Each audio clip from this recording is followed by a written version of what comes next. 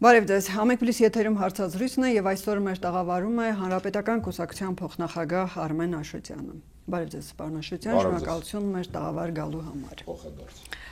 Անցած շաբաթ ազգային ժողովում ձեր հրավիրած լսումների ժամանակ Դաշնակցության падգամավոր Իշխան Սաղաթելյանը հայտարարեց, արդեն պաշտոնապես ներկայացրեց, որ իրենց падգամավորների 28 ստորագրությունը տալիս է ձեզ Նիկոլ Փաշինյանի արդեն ամիսներ առաջ նախաձեռնած իմպիչմենտի գործընթացը առաջ տանելու համար։ Եվ տալով նա կարծեք թե մարտահրավեր նետեց ձեզ, հիշեցնելով, որ անցել է 3-ից 4 ամիս, դուք ասել եք, որ գործընթացն առաջ չի գնում, քանի որ Հայաստան խմբակցությունը չի ստորագրել ձեր առաջարկի տակ, որ քաղաքացիական պայմանագիր խմբակցության падգամավորների չեն միանում, քանի որ Հայաստան խմբակցությունը չի ստորագրել։ Միանում ենք եւ ակնկալում ձեզանից ողջամիտ ժամանակահատվածում լրացնել ստորագրությունները։ Մարտահրավերը նետված է, գնդակը ձեր դաշտում է եւ ինչպես եք գնահատում այդ հաջողությունը, որ կարող եք առաջին փուլում երկու падգամավորի ստորագրություն բերել, որպեսզի գործընթացը արդեն սկսվի, հետո արդեն եւս մոտ 2 տասնյակ, որպեսզի իմպիչմենտը կայանա։ Շնորհակալ եմ հրավերի համար, նաեւ կարևոր հարցից սկսեցիք, այո, պարոն Սաղաթելյան այդպիսի հայտարարություն արեց, նաեւ ես եմ այդ լսումներին ելույթ ունեցել, արձագանքել եմ նաեւ թե այդ հայտարարությանը եւ գնահատականներին, թե երկրորդ նախագահի քարոզչական թիմի, ոչ թե քաղաքական, այլ քարոզչական թիմի մեղմ ասած անպատեհ պահվածքին։ Ես չեմ ուզում ձեզ մեղադրեմ հիմա հարցադրման մեջ այն երանգը, որ դուք դրեցիք, դա ցավոք սրտի երևի օբյեկտիվ է։ Երանգը հետևյալն է. դուք այդ հարցը Նիկոլ Փաշինյանին անվստահություն հայտնելու գործընթացի հարցը դիտարկեցիք ներընդդիմադիր խմորումների եւ արճակատումների համատեքստում, ինչը համաձայնեք զավեշտալի է ինքնին որպես երևույթ։ Բայց այդ նույն այդ շրջանակների հարցը է, ես չգիտեմ դուք ինչ շրջանակների համար եք քննարկում։ Դա օբյեկտիվ է ձեր մոտ այդ տպավորությունը։ Դա վատ է, բայց օբյեկտիվ է։ Ինչու է վատ, որովհետև այս վերջի 3-4 ամիսներ ինչի մասին նաև պարոն Սաղաթելյանը ակնարկեց, այո, ցավոք սրտի ավելի շատ անցել էին ներընդդիմադիր բախումների, փոխադարձ մեղադրանքների տիրույթում, այնինչ մեր հիմնական նպատակը պետք է լինի Նիկոլ Փաշինյանի իշխանության դեմ պայքարելը։ Ես հուսով եմ, որ Հայաստան դաշինքի այդ քայլը, որքան էլ այդպես փաթեթավորվեց, ինչպես որ դուք ներկայացրեցիք, իրականության մեջ ոչ թե ներընդդիմադիր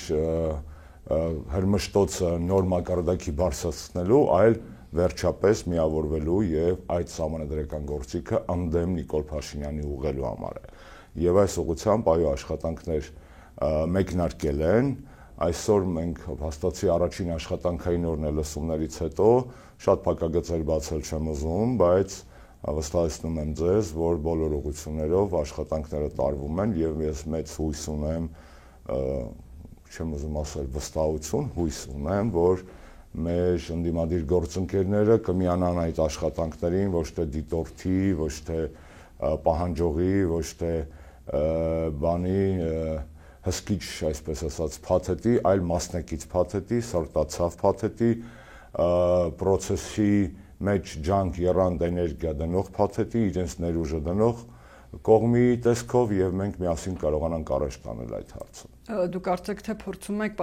Իշխան Սաղաթելյանն նաեւ հայտարարեց, որ պատասխանատվությունը հանրապետական կուսակցությանն է, ինչ Դա Իշխան Սաղաթելյանը չէ, որ հայտարարել է, դա հայտարարել է հանրապետական կուսակցությունը բազմաթիվ իր խոսնակների։ Լավ, հիշեցրել է ձեզ, կրկնել է ձեր ասածը։ Բայց դուք էլ կարծեք թե հենց նոր ձեր ասած խոսքում պատասխանատվության բեռը բարդում եք նրանց վրա, որ նրանք էլ պետք է աշխատեն։ Որտեղ դա տեսք չէ։ Ձեր խոսքում։ Որ նրանք էլ պիտի աշխատեն, իսկ դա երկբայ է, չէ՞։ Չէ՞ որ Նիկոլ Փաշինյանին հեռացնելը միայն հանրապետական կուսակցության գերնպատակը չի եղել եւ մնացել։ Բոլոր ընդդիմադիր ուժերը, այդ թվում եթե չասեմ նախ եւ առաջ Հայաստան դաշինքը, հրապարակավ այդ նպատակից, այդ իղձից, այդ առաքելությունից չեն հրաժարվել։ Հետեւաբար ես այդտեղ որևէ պատասխանատվություն Ինչ պետք է անեն, պարոն Աշոտյան։ Այս փուլում եկեք այսպես ասենք, մասնակցեն կարծում եմ, մենք անպայման այդ ձևաչափերը կստեղծենք, որպեսզի իրենք նույնպես մասնակցեն եւ մշակման եւ իրականացման փուլում, տարբեր փուլերում, տարբեր ծրագրերի։ Հիմա շատ ասում եմ նորից չբացեմ, այդտեղ կա եւ քարոզչական կոմպոնենտ, այդտեղ կա եւ հանրային մոբիլիզացիայի կոմպոնենտ, այդտեղ կա եւ քաղաքական կոմպոնենտ, կա եւ անձնական կոմպոնենտ, օրինակ աշխատանքը երկու բացակայող ստորագրությունները լրացնելու համար, այսինքն բազմաթիվ ուղղություններով աշխատանքները պետք է գնան, մենք անպայման այդ առաջարկությունները որպես նախագիծ տարբեր ուղղություններով իդեաներ, այսպես ասած, կփոխանցենք մեր ընկերներին, գործընկերներին եւ ես այո հույս ունեմ, վստահություն ասեմ, որ նրանցից շատ-շատերը առնվազն հոգու խորքում էլ ազնվորեն են միացել այս process-ին եւ ոչ թե ձերեն առաջի հարցով ակնարկած տրամաբանության, որ եկեք գնդակը հիմա տշենք հանրապետականի տիրույթ։ Հանրապետական կուսակցությունը գոհ է խորհրդարանական լսումների եւ ընթացքից եւ արդյունքից եւ խնդիրը միայն Հայաստան Դաշնքի մեր գործընկերների կողմից վերջապես այդ քայլը արձանագրելը չէր, այլ նաեւ այն քաղաքական լայն համերաշխ մթնոլորտը, որը կար նաև արտախորհրդարանական գործիչների եւ ուժերի ներկայացուցիչների շուրթերից։ Եվ դա նույնպես շատ կարևոր է, որովհետեւ այո, հատկապես ժողովրդական մոբիլիզացիայի պարագայում կարևոր են լինելու բոլոր դերակատարները, իսկ եկեք անկեղծ խոսենք, ներկայիս խորհրդարանը ձևավորվել է 21 թվականի, համայնապատկերը որպես հասարակական կարծիքի այս ընթացքում առաջացել են, ակտիվացել են, ի հայտ են եկել, ամբիցիա են դրսևորում նաև նոր արտախորհրդարանական ընդդիմադիր ուժեր, որոնք նույնպես պատրաստակամություն հայտնեցին եւ սա ոչ թե տիտղոսային ընդդիմության, ճակերտների մեջ տիտղոսային ընդդիմության գործն է այլևս, այլ միասնական։ Մենք այդ մերանը ստեղծել ենք, պատասխանատվությունը վերցրել ենք, շնորհակալ ենք, որ եղել են միացողներ, ակնկալում ենք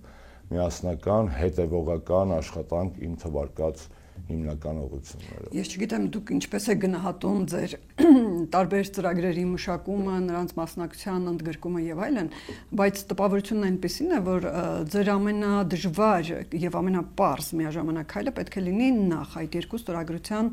ապահովելը։ Ոնց եք դա ապահովելու։ Այս 4 ամիսների ընթացքում, 3-4 ամիսների ընթացքում մի ստորագրություն հնարավոր չեղավ ապահովել։ Շատ պարզ է ձեր հարցի պատասխանը։ Այդ մարդիկ, որոնք կարող են դնել ստորագրություն ու չեն դրել, ազնվոր են, շարքելով, չեմ ուզում մտնեմ իրենց հիմնավորումների դաշտ, ասում էին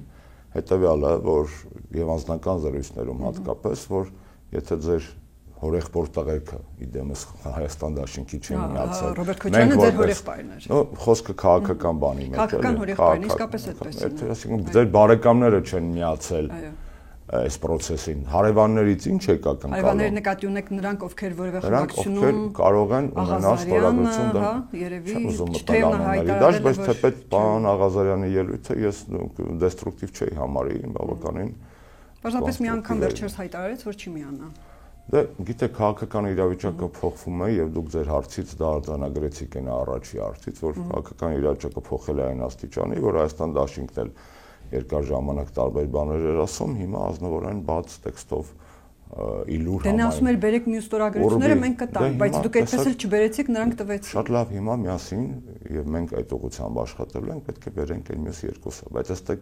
մի կարևոր բանի վրա շեշտադրում անենք։ Այդ երկուսը կարևոր են, ինչու որպես համանդրական գործընթացի զապուսկի, այսպես ասած, պուսկի խնդիր, բայց մենք քանիցս հայտարարել ենք, որ չենք մուտքագրելու այդ փաթեթ ազգային ժողով, մինչև չունենանք 54 պատգամավորի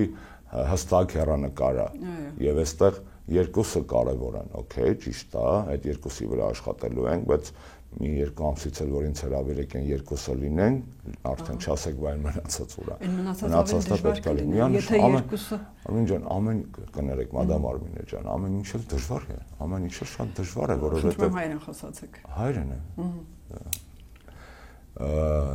Մենք տիկին Արմինե, մադամ Արմինե, ինչպես ուզում եք, այդպես դիմեմ։ Մենք քանիցս ասել ենք, որ գործընթացը հեշտ լիներ,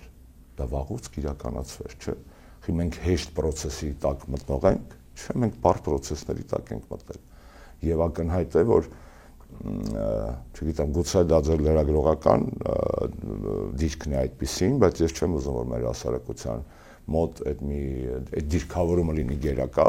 որ տիպը տեսնենք ինչ եք անելու։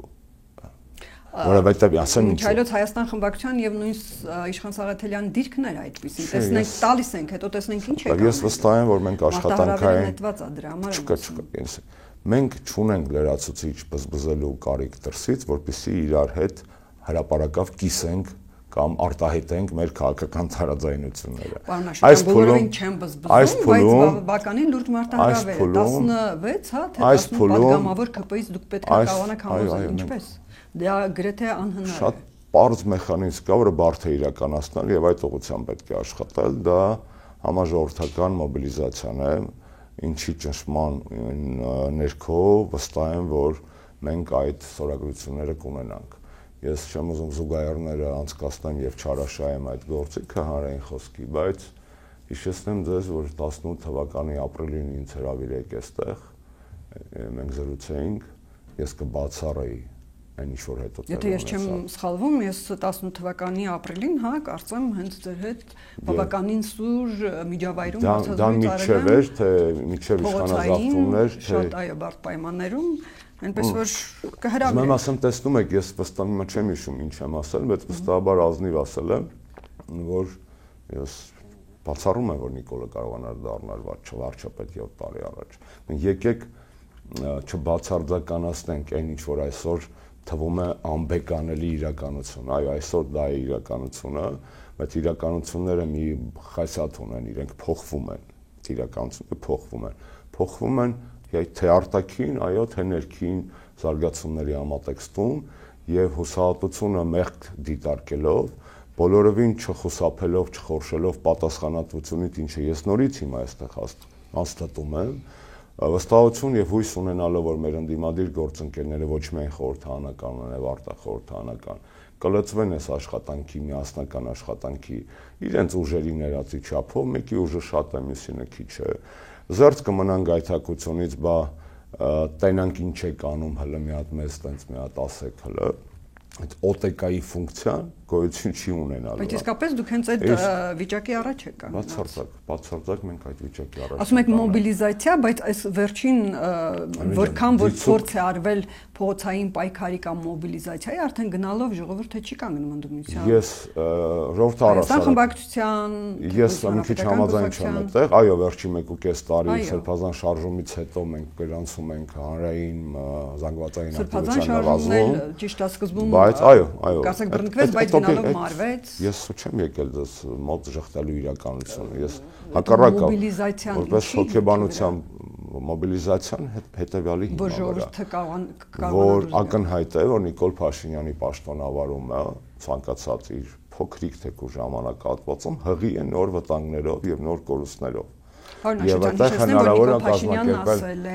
եթե ժողովուրդը ինձ հետ համաձայն չի, թող դուրս գա եւ հեղափոխություն անի եւ ժողովուրդը դուրս չի գալիս։ Ես էլ ուրիշ բան կարող եմ ասել, այդ իհարկե ինքը տենց այդ իմաստով լկտիություն է տենց բան ասելը, բայց ինքը ունի այդ իրավունք այսօր դա ասելու, որովհետեւ փաստացի նա ճիշտ է այս պարագայում, բայց եթե ինքն էլ այդպիսի վստահություն ունի, որ իր վարած քաղաքականությունը, Արցախ ուրացությունը, մնացած ամեն ինչ այդքան լայն հասարակական սատարում ունեն, թող մի հանրահավաքել ինքը հրավերի, տեսնեմ, թող ելնի ասի, դա ասել եմ, կրկնում եմ ձեր տաղավարում, թող վեր կենա, մտնի ուղիղ եթեր ասի, հիշում եք առաջ տենց սիրում էր տենց բաներ անել, ժողովուրդ, ես Արցախը ուրացել եմ, կամ կապ չունի, ոնց ուզում ա թող ասի, թող իրա բառերով ասի, եկեք փողոց, հավաքվում ենք այսին ժամին, ցույց տվեք ձեր սատարումը ինձ, կարա հանրահավաք անի Նիկոլը, մենք կարանք անենք, մենք անում ենք, ոչ շատ մարդաշատ, այո, ոչ այն մեր ցանկալի մարդաշատությամբ, այո, ինքը այդքանը գոնե կարա անի։ Քիչ ժամանակ մնաց։ Այդքանը կարող է գոնե անել։ Առաջ հիշում եք, նախընտրական շրջանում բոլորն են անելու 1։ Երկրորդը խնդիրը նախընտրական շրջան չհասնելն է 2։ Երրորդը խնդիրը նախընտրականի մասին չի առհասարակ ընթացիկ քաղաքական օրակարգի հարցերի մասին է։ Չորրորդը վարչական ռեսուրսների կիրառման մարդ բերելու պրոցեդուրան, այդ թվում Նիկոլի օրոք ասած մաստեր կլաս բարձունքների մենք տեսել ենք, գիտենք։ Այսինքն դա սատանի մայլն են, այսպես ասած։ Այդ առումով ձեր հարուստ փորձը գնահատելու լայն հնարավորություն է տալիս։ Վատ է, որ դուք իմ ազնվությանը սարկազմով եք փորձում արձագանքել, բայց դա նաև գուցե լավ է, որովհետև տեսնում ենք, որ քաղաքական դաշտում բոլորը փոխվում են։ Այո։ Լավ, որքան ժամանակ դուք կգնաք impeachment-ի հետ ճանապարհով իշխանափոխության հետևից, գործընթացի հետևից, այսպես ասած, եւ երբ կանգ կառնեք եւ նախընտրական արդեն process-ներին կլծվեք։ Մենք ուզում ենք հավատալ, որ այս process-ը թեկուզ փոքր, բայց շանս ունի ավարտվելու նիկոլափոխությամբ։ Ձեր հարցի մեջ այդ տարբերակը ինչու չեք դիտարկում, որ ինչու չեք դիտարկում, որ կարա լինի success story։ Ես ասում եմ, եթե խոսում ենք տեսական անալիտիկայի շրջանակներում, ապա եկեք դիտարկենք բոլոր հնարավոր զարգացումները, որոնցից կարևորագույնն է, շատ դժվար է, բայց ասեց հեշտ է, հեշտ լիներ վաղուց կանային, չէ։ Հեշտ լիներ մեր հույսին կամ մեր նախաձեռնությանը կամ մեր հետևողականության ու համառությանը չէր մնա այս process-ը։ Իսկ ընտրություններով հեշտ է ախտելը լինելու։ Այն մարդիկ, ովքեր մտածում են, որ հասնենք ընտրություններով հաղթենք, չեմ ուզում մտածել, որ իրենց գերնպատակը սեփական տեղը գալիք պարլամենտում ապահովելն է, ուզում եմ մտածել, որ իրենք իրոք կարծում են, որ ընտրություններով դա հնարավոր է լինելու, չբացառելով էլի տոկոսային impeachment-ի հաջողության հավանականությունը ավելի մեծ է, քան ընտրություններով Նիկոլին հաղթելու հավանականությունը։ Այսպես բանաձևեմ, սա անգամ կարելի է վերնագիր դնել։ Շատ լավ։ Քաղաքացիական պայմանագրի այս 1980 հիշեք ինչ էիք հարցնում, մենք տեսանք Մոլդովայի ընտրությունները, այն դեպքում, որ Մոլդովան շատ ավելի լավ վիճակում է, քան Հայաստանն է, ինչու՞, որովհետև իրոք եվրոպական հեռանկար ունի, իրոք եվրոպական փողեր են գալիս, ի տարբերություն Հայաստանի եվրոլոլոներ չեն, հա, Նիկոլ Փաշինյանի եվրոլոլոները կրուտիտա, խառնուրդներ է, որ հասնենք ստանդարտների, բայց եթե հասնենք ստանդարտների մեզ մեկը կարող է չընդունեն, բայց որ չընդունեն ոչինչ, մենք զատո կլինենք, այս սաղ էս գյուննաստատիությունը դնում է մի կողմ։ Մոլդովան Հայաստանից լավ վիճակում է, Մոլդովան Հայաստանից լավ վիճակում է նաև ժողովրդավարության առումով, թեպետ այնտեղ էլ կան խնդիրներ եւ քաղաքական ակնհայտ զարփակալություններ։ Մոլդովան մեզանից լավ վիճակում է, որտեղ ի տարբերություն Նիկոլի նախագահ Սանդուն, Մարիա Սանդուն չի հայտարարել, որ Մերձնեստրը Մոլդովա չի տվել Մերձնեստրը ոչ ռուսներին, ոչ ուկրաինացիներին, այնտեղ այնուհանդերձ ինչքան է լիբերալ է ռեժիմը, Եվրոպամետ է, ազգային օրակարգը ի տարբերություն հայկական իշխանությունների չի ուրացել, հակառակ այդ օրակարգը տանում է առաջ Գագաուզիայի, հա, ղեկավարին է նստացնում, Մերձնեստրի հետ կապված բավականին Մոլդովայի համար ռազմատային ծանրակշիռ հայտարարություններ անում ու հաղթել են իրենք, հաղթել են էլի վարչական ռեսուրսով, անգամ Մոլդովայի պարագայում, որը շատ ավելի լավ վիճակում է, քան Հայաստանը, այնտեղի իշխանությունները ավելի ազգային են, որոնք ավելի ազգային չէ, ազգային են, որտեղ հայկական ազգային չէ, էլի այդ ամբողջ քարոզչական, վարչական ռեսուրսով կարողացան հաղթել։ Թեկուզ մի մանդատի տարբերություն է կարծեք թե այս պահին, բայց հաղթել են։ Ընդդիմությունը միջև ընտրություններ պարտավոր է օգտագործել առկա այն չօգտագործած գործիքը, impeachment։ Եվ կրկնեմ այն, ինչ բոլոր տաղավարներում ասում եմ, դեռ համարում եմ դա շատ կարևոր։ Impeachment-ի փաստը ինքնին զսպանակ է եւ սուր Նիկոլ Փաշինյանի ռեժիմի եւ իշխանության գլխին։ Ինքնին դա սուր է։ Դրսից Հայաստանին պարտադրել այս 1.5 տարվա մեջ լուծումներ, որոնք հանրային դիմադրությանը չեն արժանացել, դա իհարկե ՉՊ է։ Ուղիղ խոսենք, հա։ Տաուշի մարզի դելիմիտացիայի 4 գյուղերի հարցը եւ այլն, շատ կարեւոր հարց էր, որտեղ 4 գյուղերի հարցը չէր, Տաուշի ամբողջ պաշտպանական գիծը փլուզվեց Նիկոլի պատճառով, բայց լոկալ հարց էր։ Նիկոլ Փաշինյանն ասում է, պաշտպանված է ավելի քան երբևէ։ Դե երբևէ ինքը ում հետ է համեմատում, ինչ է երբևէ։ Այդ սահմանը Նիկոլ Փաշինյանին պետք է ընդհանրապես կողքից մեկը հիշացնի պարբերաբար, որ այդ սահմանը 5 տարի առաջ հուլիսյան մարտերի ժամանակ Նիկոլ Փաշինյանը համարում էր ամենապաշտպանվածը։ Դա շատ հետաքրքիր պրովոկացիա էր, ես չեմ բացառում, որ նաև դրսից հրահրված պրովոկացիա, որ Փաշինյանի իշխանությունը կամ ինքը այդ խայծը կուլ տվեցին։ Այդ հուլիսյան մայթերի 5 տարի անընդմեջ ոնց կարելի է Նիկոլ Փաշինյանի բոլոր սխալները մտածել, որ խայծ էր, գցեցին ջեբը, ճխտեցին եսին որտեղ, այտենց դրեցին բերանը, սրսկեցին երակից, չգիտեմ ինչ, տառական մտավականջը, այդտենց չի լինում էլի։ Հարգելի մադամ Արմինե, այդպես չի լինում։ Մի վարքյան, բայց ես հավարտացի։ Դա հայերեն է, մադամ բառը օգտագործած։ Ես Աշոտյան։ Ես ընդունում եմ այդ։ Որպես ֆրանկոֆոն դա ընդունում եմ ես։ Ֆրանսիայի պետական պարգև ունեմ նաև։ Ասեք, ես չավարտեցի։ Ես չավարտեցի։ Անվերջ է։ Չէ, դե հիմա։ Դուք կարծեք թե նորից Facebook-յան լայվի մեջ եք։ Դուք գիտեք ում եք հրավիրը։ Ավարտան։ 4 գյուղերի հանձնումը բերեց սրբազան շարժման։ Զանգեզուրի Միջանցքի մեր վզին փաթաթելը ոչ մի բանի չի բերում, հա։ Եվ ստեղ խնդիր կա։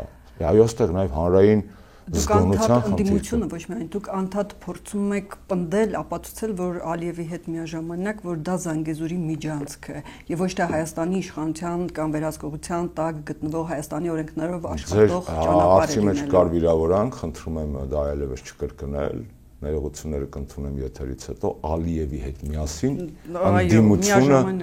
ընդդիմությունը ես իմ կուսակցությունը ոչ մի բան չի պնդում։ Ալիևի հետ միասին սինխրոն աշխատել եւ աշխատում է Նիկոլ Փաշինյանը վալս 4 ռոկի այդպես 4 ձեռով իրանք նվագում են աշխատում են սինխրոն պասերով եւ այլն այո բայց եկեք անցնենք ավելի հարցազրույցի տոպորություն կոնցլագերում հարցազրույց եմ տալի դուք կարող եք ձեր հարցը բացատրել իսկ ես պատասխանում եմ այնտեղ ինչ այնպես ինչպես ես եմ այո լավ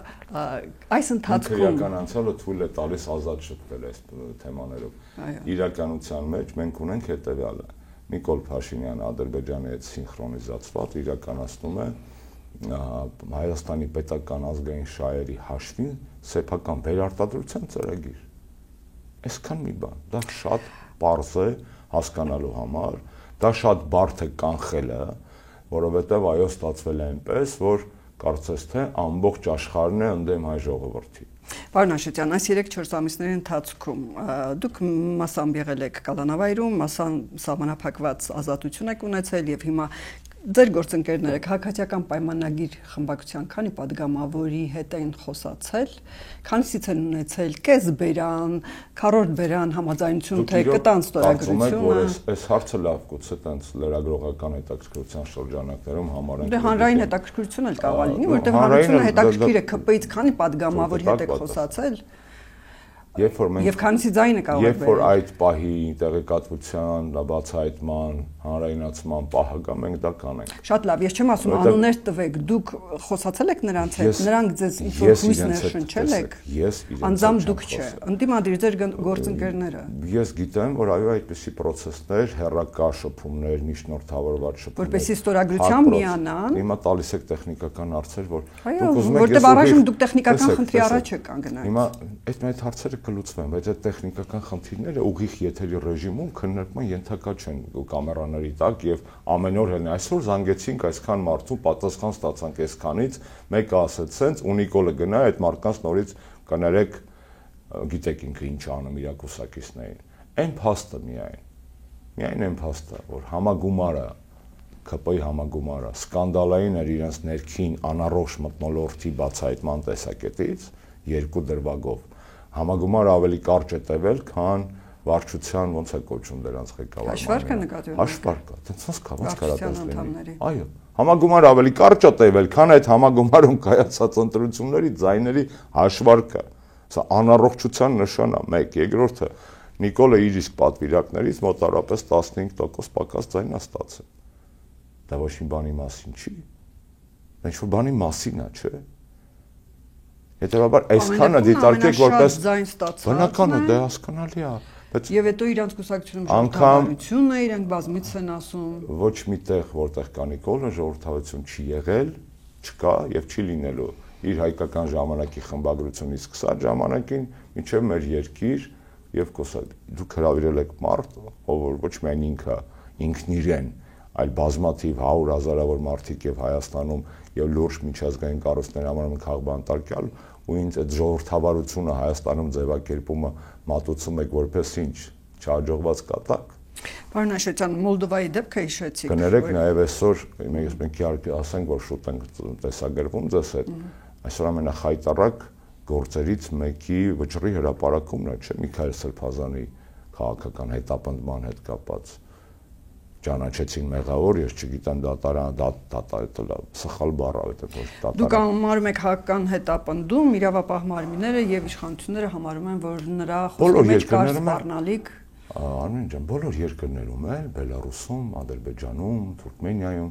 այս բանը կարելի ասել, մարդիկ համարում են քաղաքական հետապնդում եւ հալածյալ, իսկ իշխանությունները ասում են ուրիշ բան։ Այո, ինչպես ձեր ժամանակ մարտի 1-ի գործերով եւ այլ գործերով։ Դե մարտի 1-ի գործերով եւ այլ գործերով դուք տեսաք, թե հանրապետականը ինչպիսի քաղաքականություն տարավ, որ չբևեռացնի հասարակության ավել, քան բևեռացված էր եւ վերադարձնի հանրային հաշտության մտնոլորտ այդ թվում ամնիստիաների շարքով, բայց ոչ միայն այդ շրջանակներում։ Ու հիմա տեսնում եք, թե որոշ մարդիկ ինչքան կարճիշողություն ունեն կամ ել ավելի նվազ բարոյականություն, որ այդ ամեն ինչը դիտարկում են որպես Սերժը բերում էր Նիկոլին process-ի մի 15 տարի առաջ պլանավորած ինչ-որ մի բան, հա։ Այդ ձեր հորեղբայրը, ինչպես ասացիք, քաղաքական հորեղբայրը, նրանց պատգամավորների, ես դες բերեցի օրինակ, որը կոնտեքստից կտրում եք ու դառնում է այս process-ների ընթացքում էլ ձեզ նման ակնարկներ են հնչեցնում ձեր ուղղությամբ։ Այո։ Լավ, ընտրություններ են ամեն դեպքում, իմպիչմենտը, որքան էլ դուք ասում եք, մենք իմպիչմենտով ենք առայժմ զբաղված եւ ընտրությունները չենք դիտարկում, բայց 8 ամիս է մնացել եւ ամեն դեպքում դուք պլան B պետք է ունենաք, իմպիչմենտից զատ ընտրությունների մասնակցելու վերաբերյալ ինչ քննարկումներ ունեք։ Ունենք քննարկումներ, որ դեռևս քննարկումներ չենք ունենում։ Բայց կմասնակցեք։ Ես դες պատասխանեցի, այդ իմ պատասխանից պարզ էր, չէ՞ որ մենք այդ հարցի, մենք անդրադարձել ենք այն հարցին, որ չենք անդրադառնալու ընտրություններին։ Շատ պարզ տրամաբանության մեջ։ Իհարկե քաղաքական գործունեությունը ենթադրում է ընտրական ցիկլերի մեջ կուսակցության համար ներառում, դա պարզ է։ Դա քրիստոմատիկ, այսպես ասած, էնցիկլոպեդիկ ճշմարտություն է։ Բայց մենք ապրում ենք մի իրականության մեջ, որտեղ բազմաթիվ ճշմարտություններ, օրինաչափություններ վաղուց աղավաղված են եւ չեն գործում։ Օրինակ, ցանկացած երկրում ղեկավարությունը իրականացնել այն ինչ որ Նիկոլը Հայաստանում, նա չէր մնա իշխանության։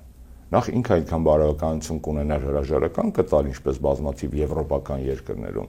կամ ժողովուրդը կհեռացներ։ Դա քաղաքագիտական, քաղաքական, մշակութաբանական անոմալիա է, որ Նիկոլը միջև հիմա վարչապետ է։ Իմ ասածը չի նշանակում, որ մենք չենք մասնակցելու ընտրություններին։ Իմ ասածը նշանակում է, որ առնվազն անազնիվ է լինելու մեր դիրքորոշումը, եթե մենք ասենք, որ գիտեք, մենք իմպիչմենտ ենք առաջարկում, բայց եկեք մտածենք նաև ընտրությունների մասին։ Դա սուտ է, դա կեղծիք է եւ մենք դա մեզ թույլ չենք տալու։ Մենք թույլ չենք տալու, ինքներս մեզ խաբենք ու խաբենք ձեզ, չէ, դուք կարակ չկիսեք մեզ կամ մեր կարծիքը, կարակ քննադատեք, կարակ կոնտեքստից բառեր հանեք, բայց մի բանի առիթ դուք չպետք է ունենաք մեր գործունեության հետ կապված, չպետք է ունենաք առիթ մեզ մեղադրելու ստախոսության մեջ։ Պարոն Աշոտյան, երբ է գալու այն պահը, ժամկետը կամ որոշակի զարգացումը իմպիչմենտի, երբ որ դուք կորոշեք, որ արդեն ընտրությունների է գնում։ Ես չգիտեմ, մենք կորոշենք ընտրությունները կարող է լինել նաև տեսեք, ընտրությունները լինելու են նաև իմպիչմենտի հաջողության դեպքում։ Ճիշտ է։ Անհաջողության դեպքում պետք է նկատի ունենալ, եւ հաջողության դեպքում եւ անհաջողության դեպքում կլինեն ընտրություններ։ Դուք դիտարկում եք մի կտորը մենակ, անհաջողության կտոր, իսկ ես ասում եմ դիտարկեք նաև հաջողության կտորը, մեկ։ Երկրորդը դիտարկեք նաև այն հանգամանքը, որ ես չեմ բացառում, որ Նիկոլը այնուհանդերձ գնա արտահերթ ընտրությունների։ Ես դա էլ չեմ բացառում։ Թեպետ նրանք հրապարակավ ժխտում են այդ։ Չի համար, որտեղ վախեցավ իմպիչմենտից, թե այլ հիմքեր են։ Վախեցավ իմպիչմենտից, դե հիմա սուտ կլինի, որ ասեմ, հա, տենց վախեցավ իմպիչմենտից, բայց վստահաբար իրան անհանգստացնում են այն գործընթացները, որոնք խարխլում են իր մարտավարությունը, վերարտադրվելու մարտավարությունը։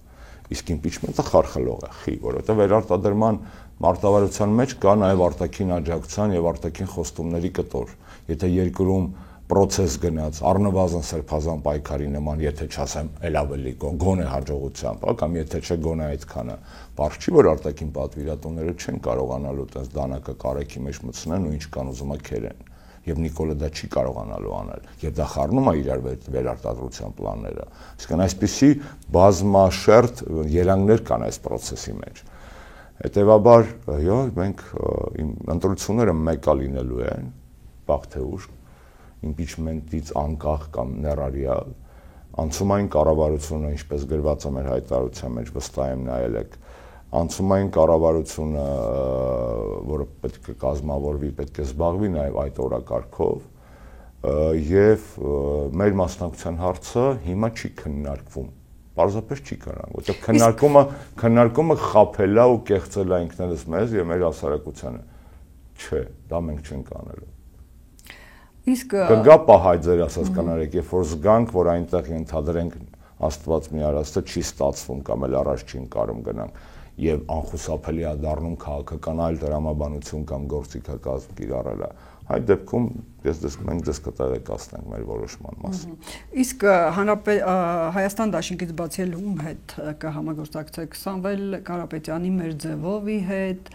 ձեր վաղեմի գործընկեր Բարգավաճ Հայաստանի հետ։ Այս հարցից, քանի որ չհասկացա, թե ինչպես ենք տեղայնացնում այն, ես փորձեմ մի քանի լոկացիաներով։ Impeachment, պատրաստ ենք համագործակցել ձեր թվարկած եւ չթվարկած բազմաթիվ քաղաքական, հասարակական ուժերի հետ, որոնք կիսում են մեր նպատակները, այս ընդհանուր նպատակները։ Մնացածը ընտրություններ կամ հետընտրական, ելի ստանում եք դաշտ, որը ես դες ասում եմ, որ մենք չենք քննարկել։ Բայց այստեղ մի հատ նույնպես, այսպես ասած, գրքային ճշմարտություն կա։ Բոլոր այն քաղաքական ուժերը, որոնք ընդդիմություն են իրական եւ գնալու են ընտրությունների, ընդունված է տարբեր երկրներում, որ իրար մեջ բանեն ջենտլմենական համաձայնություն են ձեռք բերում առնվազն իրար նկատմամբ հակաքարոզչություն եւ ագրեսիա չդրսեւորել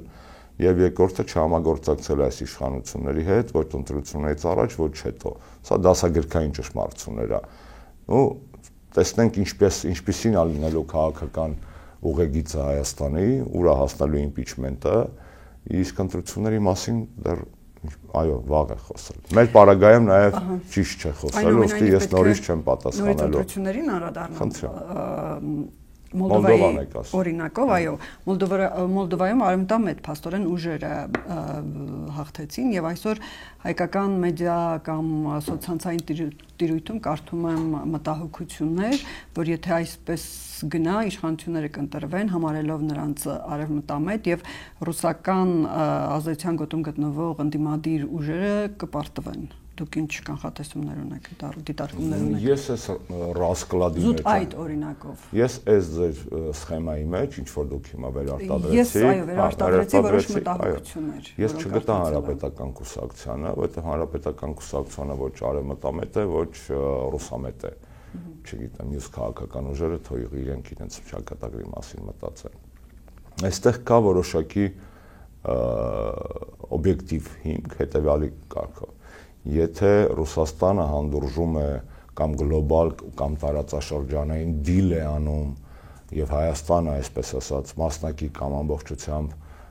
թողնում է այդ համաձայնության ալյասկայի process-ի շրջանակներում թողում է արևմուտքին կամ դրանից դուրս Թուրքիայի հետ է, այսպես ասած, դիվանագիտական վերաբաշխում անում եւ թողում է Թուրքիան, ինչ ավելի ռեալ պոլիտիկի տեսակետից Թուրքիան եւ ռուսների եւ Ամերիկայի պարագայում իր դերը մեկը արդեն Հարավային Կովկասում տեսանելի մեծացրել է։ Այդտեղ քաղաքական ուժերը ունեն խոսույթի խնդիր, քաղաքական իդեաների խնդիր ունեն եւ դա օբյեկտիվ է, այո։ Եվ հանրապետական այդտեղ որևէ խնդրեմ չունի, որովհետեւ մենք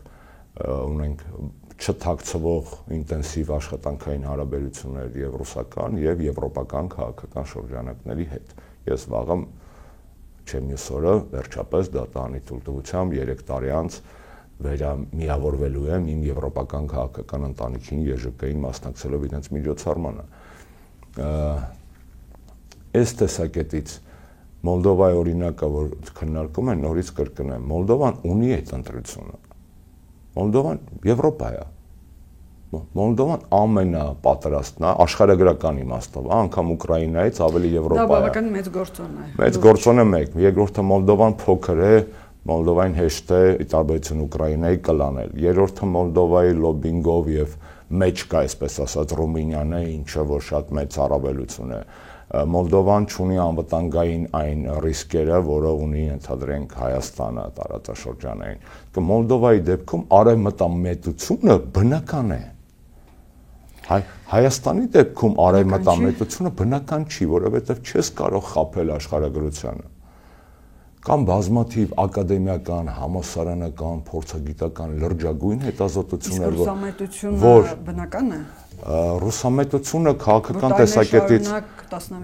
մեր կուսակցությունը երբեք ռուսամետ չի եղել, իսկ Ռուսաստանի հետ ռազմավարական դաշնակցային հարաբերություններ կառուցելը ես ռուսամետություն չեմ համարում եւ չեմ համարել շատ պարզ, որովհետեւ այդ հարաբերությունները պետք էին, եթե չասեմ նախ եւ առաջապա նաեւ Հայաստանին, եւ սա հայամետություն է գտնել ուժեղ պարտնյոր եւ համադրել քո շահերը ու տանել առաջ, սա ռուսամետություն չի։ Նույնը ինչ հայամետությունը եվրոպացիները 17 թվականին սեպ աստորագրել։ Սա էլ է հայամետություն։ Դա եվրոպամետություն չի։ Համարեցին նաեւ այն ու նաեւ ընկրկել Ռուսաստանի ճնշումներին, որ չստորագրվեց 13 թվականին ասոցիացիան համաձայնագիրը, փոխարենը մաքսային միության անդամակցվեց։ Հայաստանը գտավ փայլուն օրինակ այդ ժամանակ, այդ գիշերվա այդ ընդունված է ասել։ Իրանք այդ մի գիշերում սկի իրենց ընտանեկան պարտքը գուցե չեն կարող կատարեն, մեզ մեղադրում են գեոպոլիտիկ շրջադարձի մեջ, եկեք լուրջ բաներից խոսենք, էլ այդ կլիշեները հանենք շպրտենք ենք, որովհետև դա նյարդայնացնում է ժամանակ է սպառում, էլի։ Ձեր մասով չեմ ասում, հանրային դիսկուրսի մասով, հա, մի գիշերում տանի մեզ Եվրոպա, կարա, տենց հեշտ է, մի գիշերում բանալ լինում անել։ Անցանք հարցին։ Հարցադրման մեջ, այսինքն իմ պատասխանի մեջ, ուզում եմ հատուկ շեշտել հետևյալը. Հայաստանը վարել է շահերի համադրման ոչ թե հակազդեցության քաղաքականություն։ Սեպայի հետ կապված, եթե սեպան վատ փաստաթուղթ էր, ինչու ամբողջ Նիկոլա եվրոպական է սիրախաղը կառուցված է սեպայի իմպլեմենտացիայի։ Դե եթե ասոցիացիան համաձայնագիրը չկա, գոնե սեպայի վրա լինի, չեն մերժելու։ Թողանեն։ Կարա թե դուս գա մաքսային միություն, Եվրասիական միությունից, գնա Եվրոպայի հետ ժամանակ ունես, չէ՞։ Սիլիբիլիները, վայ 15 եվրոյի կանֆետ կտան, վայ 120 եվրոյի պիվա կբերեմ կամ պանիր կուղալ, բանեմ, պատկերավոր եմ ասում։ Դրա փոխարեն 20 թվականից հետո 5 տարի ունեի, գնացեք նոր փաստաթուղթ բանակցեք։ Այդ ինչ լոլոներ է, մենք կձգտենք, բայց եթե չձգտենք, մեզ կարող չընդունեն, որ չընդունեն ոչինչ, մենք կլինենք եվրոս։ Էս ինչ է։ Օրենք են ընդունել Եվրոպային միավորը, գիտենք, այո, գիտենք այդ օրենքը։ Լավ, պարոն Աշոտյան։ Մենք տեսել ենք Նիկոլի զրույցները եւ ռուսական քաղաքական շրջանակների հետ։ Հայաստանը ցավոք սրտի այս պայի դրությամբ եւ իր աշխարհագրական դիրքով արկածախնդրություն պետք է դիտարկի ցանկացած շարժում, որը որ հակասելու է իր աշխարհագրությանը եւ չի դիտարկելու Թուրքիան որպես ազգային անվտանգության սպառնալիք։ Եվ սա բանաձև է, սա աքսիոմ է, հասկանում եք, ես զարմանում եմ, թե ոնց կարելի է աքսիոմատիկ բաներ, այդ ես չեմ ասում։ Կա հազարավոր ասում, տասնյակ առնվազն գրքեր կա։ Կապլանի գիրքը Մեծ գեոգրաֆիա, Revenge of Geography։ Մի հատ վերցրեք նայեք։ Հայաստանի մասին չի, նա առհասարակ պատմական օրինակներ է բերում, թե ոնց են կներեք բառից համար տնկվում են երկրները, որոնք չեն հասկանում, որ իրենց աշխարհագրությանը խաբել չեն կարող։ Դրա համար փորձում են Ադրբեջանի հետ, Թուրքիայի հետ որոշակի հարաբերություններ ստեղծել։ Այդ աշխարհագրություն չի, աշխարհագրությունը ուրիշ բան է ենթադրում։ Աշխարհագրությունը ենթադրում է ոչ թե հարևանների քաղաքականություն, ինչը պետք է։ Աշխարհագրությունը ենթադրում է ոչ թե Եվրոպա, այլ Ռուսաստան։ Աշխարհագրությունը ենթադրում է քո անվտանգային միջավայրի ապահովման համար գեոպոլիտիկ ուժերի հետ ճիշտ հարաբերակցության պահպանում, ճիշտ դինամիկա։ Դա ստատիկա չի, ֆիքսեք։ Երբեք Հայաստանի արտաքին քաղաքականությունը ոչ առաջի, ոչ երկրորդ, ոչ երրորդ նախագահների օրոք ստատիկ չի եղել, նա միշտ եղել է դինամիկ։ Այսինքն միշտ եղել են տարբեր խնդիրներ, դա հռչակումով չի։ Իսկ եվրոպական ուղղության պարագայում ես նորից եմ ձեզ կրկնում։ Չէ՞ թե երևի դուք ես դրդում եք ես հերթական մի հատ լավ հոդվածը գրեմ հետազոտական ցույց տալու համար, որ Հայաստանը այս պայդրությամբ եվրոպական միության անդամության կրիտերիաներով, 10 երկիր կա պաշտոնապես, որ հիմա անդամության տեխնացիության գործընթացի մեջ է, դիտարկենք մեզ 11-րդը, մենք ամենավերջում ենք բոլոր կրիտերիաներով, բոլոր, մենք ամենավատ ես նստել դա արել եմ ինձ համար հաշվարկում էի եվրոպական մեթոդաբանությամբ, որը կիրառվում է Մակեդոնիայի, Ալբանիայի, Կոսովոյի, Թուրքիայի, Ուկրաինայի համար, ասի մատենամ մենք ուրենք, մենք ամենավատ վիճակում ենք անգամ այդ չանդամ 10 երկրների ամենը։ Պարոն Աշոտյան, ամփոփելու համար ես խնդրում եմ նորից վերադառնալով impeachment-ին, քանի որ մի քայլ անցած շաբաթ նոր է դեռևս տեղ ունեցել, վստահաբար որոշ ժամանակ հետո դուք կամ ձեր այլ գործընկերներ կլինեն մեր տաղավարում եւ որոշակի, չասեմ հաշվետվություն, բայց կներկայացնեն, թե այս ընթացքում ինչ հաջողություն են ունեցել կամ ինչը չի ստացվել այդ ճանապարհին առաջ ընթանալու համար։ Կարող եք ասել առաջիկա ձեր ամենակոնկրետ անելիքները, որ մենք կարողանանք որոշ ժամանակ հետո գնահատել։ Այո, այսօր կուսակցությունը գործադիր մարմնի նիստ արավ իրեն։ Այդ հարցով։ Հետո։ Այդքան, դες կոնկրետ անելիք ասացի։ Նիստը կլինի եւ դուք նորից կրկնեմ, լրագրողական հանրային հետաքրքրությունը հասկանում եմ, բայց դուք ուզում եք որպեսզի process-ի մասին տեղեկություններ ունենաք այն դեպքում, որ այդ process-ի հաջողության համար պետք է որ տեղեկությունները լինեն ոչ թե ընթացիկ, այլ վերջնական։ Հետևաբար գալ պատմել տաղավարները վստահ եմ մերոնցից ոչ մեկ դա չի անելու։ Եթե վնաս ենք տալու process-ին վասն թափանցիկության, իմաստը ո՞րն է այդ process-ը սկսելու։ Թափանցիկ լինել ինքնանպատակ չի, չէ։ 18 թվականի իշխանազավթումը որ տեղի էր ունենում, Նիկոլ Ուղիղ եթերում պատմում էր, թե որ այդ ժամանակվա իշխանավորի կամ մերդիշխանական օլիգարխի կամ եւ այլն, ում հետ է բանակցել, որ Սարգսյանին դավաճանեն։ Դավաճանել չգիտեմ, բայց ձեր որոշմամբ են նրան ձայներ տվել, նրան ընտրել ձեր այդ process-ի վերջում էր, չէ, հիմա մի հատ էլ հաղորդումա պետք որ գանք մտնենք այդ։ Չեկեք ձերծ մնանք այդ շորբանից, գայթակությունից։ Ասացի դες ամենակոնկրետ բանը, առաջի քայլը այսօր գործադիր մարմնի նիստ կա հետագա անելիքների հստակեցման համար։ Շնորհակալություն, պարոն Փոխադարձ։ Հիշեցնեմ, որ Ամեկ Պլյուսի տաղավարում էր Հանրապետական կուսակցության փոխնախագահ Արմեն Աշոտյանը։